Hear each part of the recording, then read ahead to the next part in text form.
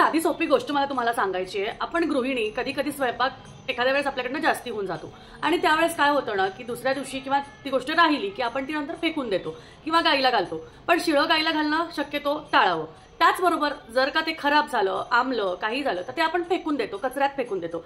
त्यातल्या तर तुम्हाला मला एक गोष्ट सांगायची आहे की तुम्ही तुमच्या घरातल्या पांढऱ्या गोष्टी जर का फेकून देत असाल, पांढऱ्या गोष्टी म्हटल्या कुठल्या गोष्टी म्हणजे जसं की भात, कणिक आणि त्याचबरोबर पीठ किंवा ताक, दूध, दही ह्या गोष्टी जर समजा खराब झाल्या, आंबल्या आणि जर का ते तुम्ही फेकून देत असाल तर तुम्हाला ही गोष्ट आजच थांबवायची आहे।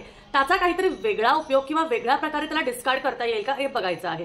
कारण पांढऱ्या गोष्टी ह्या माता लक्ष्मीला आकर्षित करतात आणि तुम्ही तुमच्या घरातली लक्ष्मीच जर का फेकून देत असाल तर काय उपयोग। आणि तुम्ही म्हणाल की मग खराब वस्तू काय घरात ठेवायच्या का, तर नाही। दूध खराब झालं त्याचं तुम्ही पनीर करू शकता, काहीतरी वेगळं करू शकता, बऱ्याचशा प्रकारे तुम्ही त्या गोष्टींचा वेगळा वापरही करू शकता। अशा खूप काही गोष्टी असतात। पीठ असेल तर ते तुम्ही मुंग्यांना टाकू शकता।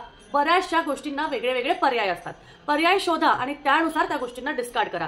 पण उगाच कचऱ्यात पिशवीत बांधून टाकून द्यायचं, फेकून द्यायचं, अन्नाचा अपमान करायचा, अन्नपूर्णा मातेचा अपमान करायचा हे आजपासूनच टाळा। कारण ह्याने तुम्ही म्हणता की घरात लक्ष्मी येत नाही, घरात बरकत येत नाही, कारण हे तुम्हीच करता आणि तुमच्यामुळेच त्या गोष्टी घडत नाही। या गोष्टी आजपासूनच थांबवल्या तर तुम्हाला नक्कीच त्याचा फायदाच होईल।